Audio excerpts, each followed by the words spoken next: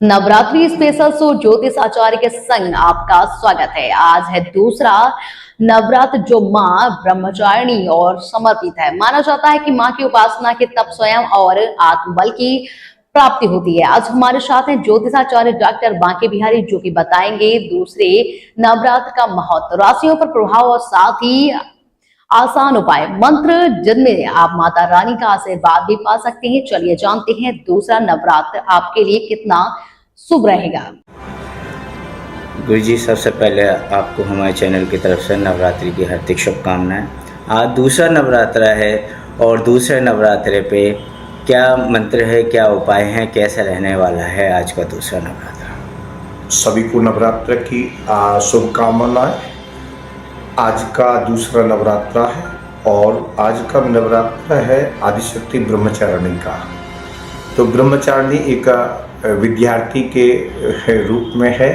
एक विद्यार्थी का जैसा कि एक अनुशासन होता है, एक समर्पण होता है, तो आज जो ब्रह्मचारिणी, जो जैसा कि नाम है ब्रह्मचारिणी की, दधा नाम कर पद्माभ्याम अक्षमाला कमंडलम देवी प्रसीदतु मयि ब्रह्मचारिण्यो उत्तमा। यानी कि ऐसी महाशक्ति जो जगत का कल्याण करने वाली है, आज विद्यार्थियों के लिए सर्वश्रेष्ठ बहुत ज़्यादा है। ठीक है, वैसे तो 9 दुर्गा हैं और 9 दुर्गाओं के आज एक बहुत सुंदर बात आपके माध्यम से हम कहना चाहते हैं। इनको महिषासुरमर्दिनी कहते हैं। लोग प्रश्न करते हैं कि 9 दिन के अंदर ही ऐसा क्यों, कि आदि एक राक्षस थे, एक असुर थे महिषासुर, जो भैंस की तरह के थे, जिनका मुख और बहुत विशाल थे, और उन्होंने तप इतना किया कि वो ये लगा लो तीनों लोकों पर, इवन ब्रह्मा विष्णु महेश भी उसको जीतने में सक्षम नहीं थे। तब आदिशक्ति की प्रार्थना की गई और आदिशक्ति की प्रार्थना करने के बाद ब्रह्मा विष्णु महेश इतर इंद्र आदि देवताओं ने अपने अस्त्र आदि से शोभित करके अपने तेज को सम्मिलित करके एक विशेष महाशक्ति का प्रादुर्भाव किया था, और तब आद्य शक्ति ने महिषासुर का संहार किया था। ये एक विशेष बात है। पर इससे भी एक बड़ी बात जो इतिहास में है, सूर्यकांत त्रिपाठी निराला जी ने राम की शक्ति पूजा में, कि राम जी की पूजा क्यों की जाती है, कि ब्रह्मा जी इत्यादि नारद जी के कहने पर जब रावण का वध नहीं हो रहा था, उस समय देवी की साधना करने के लिए बोला गया। जामवंती जी ने बोला है, जो ब्रह्मा जी के अवतार है, ऐसा भी कहा गया। सूर्यकांत त्रिपाठी निराला जी ने तो जामवंत जी को बोला गया, जब मंथन कर रहे थे कि रावण को एक ऐसी शक्ति लेके गोद में बैठी हुई है, कितने अस्त्र शस्त्र प्रयोग कर लें कोई असर होने वाला नहीं है। तब मंथन करके आदिशक्ति की प्रार्थना के लिए बोला गया था। तब महाशक्ति की प्रार्थना, उपासना जब तंत्र शक्ति के द्वारा की गई, 108 नील कमल लाए गए, तो उस समय भगवान एक देवी ने कमल को गायब कर दिया। तब भगवान ने अपना एक हथियार छुरा निकाल करके आंखों पर लगाया, कहा कि मां मुझको राजीव नयन कहती थी। तो तब देवी ने कह दिया, राम रुक जाओ, तुम्हारी जय हो जय हो जय हो। और आदिशक्ति राम में समा गई थी। तो उस आधार पर भी देवी की उपासना के साथ साथ राम जी की उपासना भी की जाती है, कि राम रावण का युद्ध हुआ था, असत्य पर सत्य की जीत हुई थी, अधर्म पर धर्म की जीत हुई थी। इन विषयों को लेकर के नवरात्रि किया जाता है। और नवरात्रि के लिए कल भी हमने मंत्र बताए थे। शैलपुत्री जी का ओम ह्रीम शिवाय नमः मंत्र है। ब्रह्मचारिणी का आज का जो मंत्र है, ओम श्री अंबिकाय नमः। चंद्रघंटा का जो मंत्र है ओम श्रीम शक्तये नमः।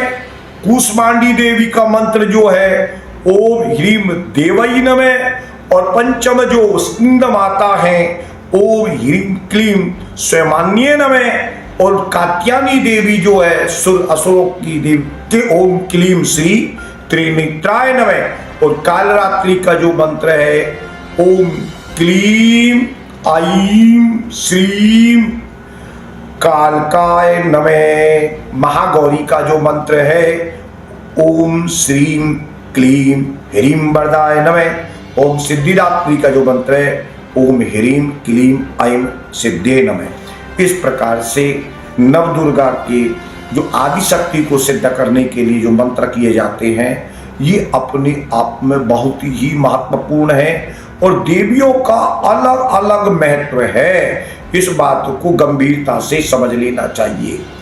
जैसा कि शैलपुत्री देवी है। शैल किसको कहते? पर्वत को कहते।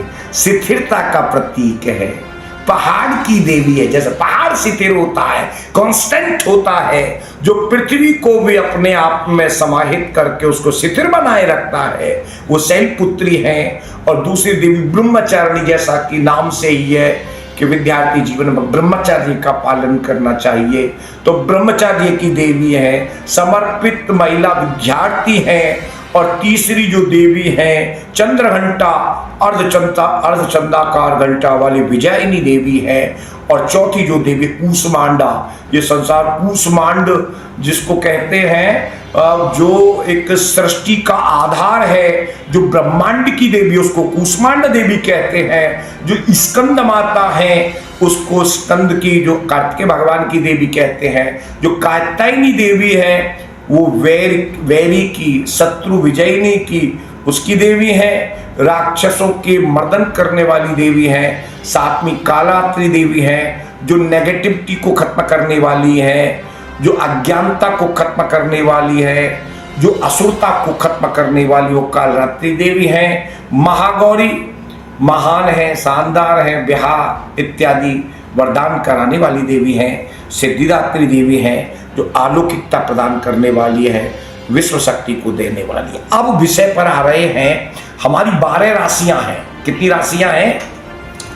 12 राशि। यत ब्रह्मांडे तत्पिंडे, हमारा पूरा का पूरा जो आसमान है वो 12 राशियों में डिवाइड हुआ पड़ा है।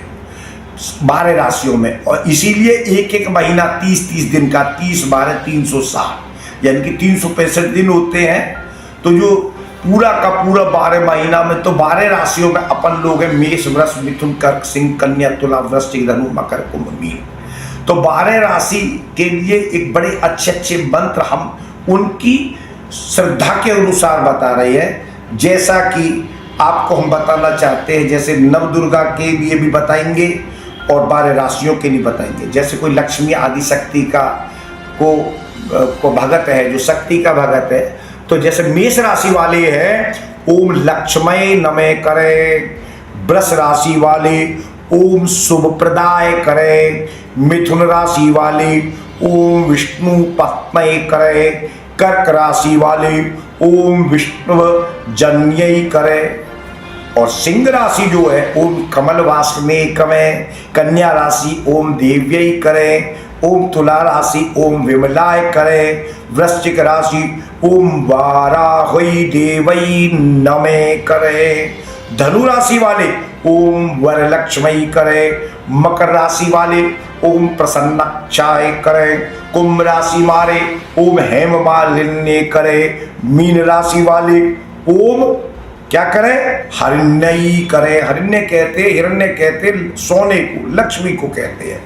अब हम जो बताने जा रहे हैं, जो भगवान के वैष्णवी लोग हैं, कौन से लोग हैं? जो विष्णु के उपासक हैं, वो कैसे करें? क्योंकि सब कहते हैं हम तो अपने विष्णु की करेंगे, हम तो अपनी लक्ष्मी मैया की करेंगे। तो उनके लिए क्या है? मेष राशि वाले का ध्यान रखें। ओम ह्रीम श्रीम लक्ष्मी नारायणाय नमः। वृषभ राशि वालों के लिए ओम गोपालाय उत्तर ध्वजाय नमः। ओम गोपालय उत्तर ध्वजाय नमः मिथुन राशि वाले के लिए ओम क्लीम कृष्णाय नमः। कर्क राशि वालों के लिए ओम हिरण्य गर्भाय अव्यक्त रूपणे नमः। सिंह राशि वालों के लिए ओम क्लीम ब्रह्माणे जगधाराय नमः। कन्या राशि वालों के लिए ओम नमो प्रेम पीतांबराय नमः। तुला राशि वालों के लिए ओम तत्व निरंजना तारका रामाय नमः। वृश्चिक के लिए ओम नारायण सुरसिंहाय नमः। धनु राशि वालों के लिए ओम श्री देवकी कृष्णाय ऊर्ध्वा आद्य नमः। मकर राशि वालों के लिए ओम श्री वत्सालय नमः। कुंभ राशि वालों के लिए ओम श्री उपेंद्राय अच्युताय नमः। ओम श्री उपेंद्राय अच्युताय नमः। मीन राशि वालों के लिए ओम क्लीम उद्दताय उद्दाणे नमः। ये मैंने आज के लिए बताए। कल जब आएंगे तो शिव जी के द्वारा आदिशक्ति के द्वारा उसी प्रकार के मंत्रों का प्रयोग हम बताएंगे। ये बताना चाहते हैं जिन राशि वालों का काम नहीं चल रहा है या भाग्य में कमजोरी आ रही है, अवरोध आ रहे हैं, तो अपनी राशि के मंत्रों को करके अपने को पॉजिटिव एनर्जी की ओर, सकारात्मक ऊर्जा की ओर लेके जा सकते हैं। देखिए, मन नाथ है त्रायति मंत्र है। मंत्र के द्वारा देवता कोई डायरेक्ट कुछ नहीं देते हैं, वो तो युक्ति होती है, उससे मुक्ति होती है, सीधा सिद्धांत है, कोई डायरेक्ट कुछ होने वाला नहीं है जी। देखा जाए तो गुरुजी आजकल लोग बहुत परेशान हैं। जो कुंवारी कन्या हैं वो शादी के लिए परेशान हैं, उनके माँ बाप चिंतित हैं, उसके लिए कोई उपाय? ये भी उपाय भी बताऊंगा और एक टेक्निक भी बताना चाहता हूँ। कोई हमसे मिलना चाहता है तो आप दे देंगे नंबर। परंतु आज की बड़ी विडंबना है, बेटी और बेटाओं के विवाह करने बड़े दुष्कर हो गए, बड़ा कठिन हो गया है। कितना नाश्ता, कितना ब्रेकफास्ट, कितना भोजन, कितना पैसा लग जाता है। एक तो ये समस्या। दूसरी, बिटियाएं ऐसे ऐसे नालायकों के चक्कर में फंस जाती हैं, उसी को ही अपने जीवन का आधार मान लेती हैं और वहाँ पर फिर कुछ नहीं होता है। तो वो लोग, जो लोग डेट ऑफ बर्थ के आधार पर कोई हमको डेट दे लड़का और लड़की की, तो हम बता देंगे दैवीय ईश्वरीय कृपा से। हमारा कोई रोल नहीं है इसमें। जो ग्रहों की, नक्षत्रों की जो कैलकुलेशन बोलेगी कि भाई इससे कनेक्शन बनेगा या नहीं बनेगा, ये तुम्हें गोली दे रहा है, ये फ्लर्ट कर रहा है, या ये परिवार वाले पागल बना रही है, ये समय को बर्बाद कर रही है, धन को बर्बाद कर रही है, तो देवीय से कृपा से हम पे ऐसा है कि लड़का एग्जैक्ट होना चाहिए। अगर एग्जैक्ट नहीं है तो हम फेल हैं। हम क्या फेल है? हमारी विद्या फेल हो जाएगी, क्योंकि यद ब्रह्मांडी तत्पिंडी, जो ब्रह्मांड के अंदर है वही पिंड के अंदर है।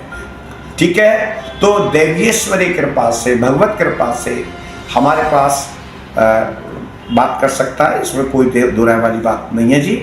और मंत्र की बात कर रहे हैं तो आपने बहुत अच्छी बात की, कल भी हमने बोला था मगर आज भी बोलना चाहते हैं। बहुत सुंदर मंत्र है बेटियाओं के लिए। ह्रीम गौरी नमः, हे गौरी शंकर अर्धांगी, यथा त्वाम शंकर प्रिया तथा माम कुरु कल्याणी, कांत कांताम सुदुर्लभाम। ओम ह्रीम गौरी नमः। इस मंत्र का प्रयोग करें।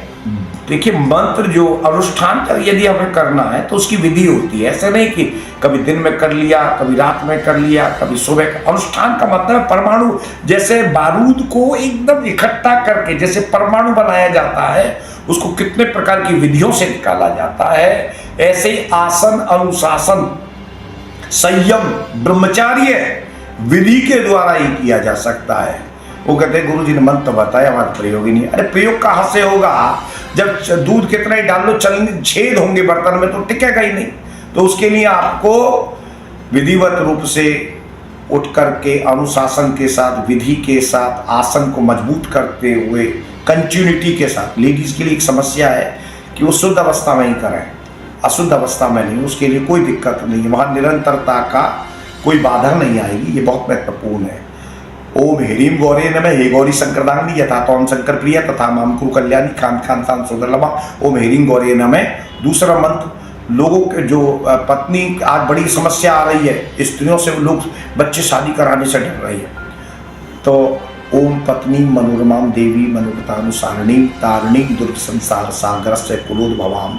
ओम, तो ये मंत्र जब करेंगे तो बच्चे कर सकते हैं जो शादी करना चाहते हैं। तो दोनों के बड़े श्रेष्ठ अर्थ हैं।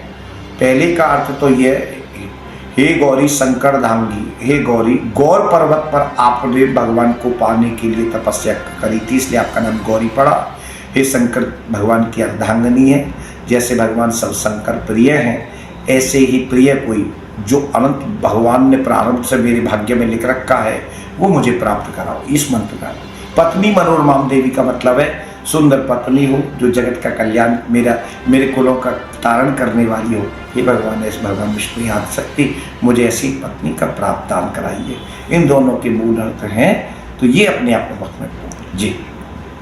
आप ज्योतिषाचार्य जी हैं, जो अगर कोई आपसे संपर्क करना चाहे या आपसे मिलना चाहे तो वो कैसे आपसे संपर्क कर सकता है, कैसे कौन कर सकता? मैं तो ज्योतिष जो है सेवा भाव के लिए जो भी आता है तो मैं उसको धर्म में और उन चीज़ों में ही प्रयोग करता हूँ। ज़्यादातर ज्योतिष के कार्यक्रमों में, धार्मिक कार्यक्रमों या समाज के कार्यक्रमों, ये सबसे महत्वपूर्ण है। और मेरे संपर्क कर सकते 8700245284 और इसके द्वारा मेरे से संपर्क किया जा सकता है। मैं ज़्यादातर ऑनलाइन ही व्यवस्था देखता हूँ, कॉन्स्टेंसी से नहीं, मैं स्थिरता से कहीं ऑफिस कार्यालय मेरा कहीं कुछ नहीं है।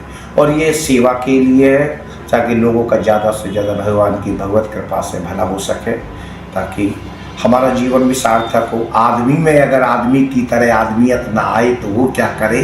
देने वाले ने दुनिया में सब कुछ दिया, वो पाए न वो न करे। अष्टादश पुराणेषु व्यासस्य वचनं दयम् परोपकार पुण्याय पापाय परपीडनम्। दूसरों का भला करना सबसे बड़ा धर्म है और दूसरों को परेशान करना, मन समाचक करवाना सबसे बड़ा अधर्म है। इसी के साथ साथ हम चरैवेति के सिद्धांत के आधार पर संघ परंपरा से भला करते रहते हैं। जय श्री राम।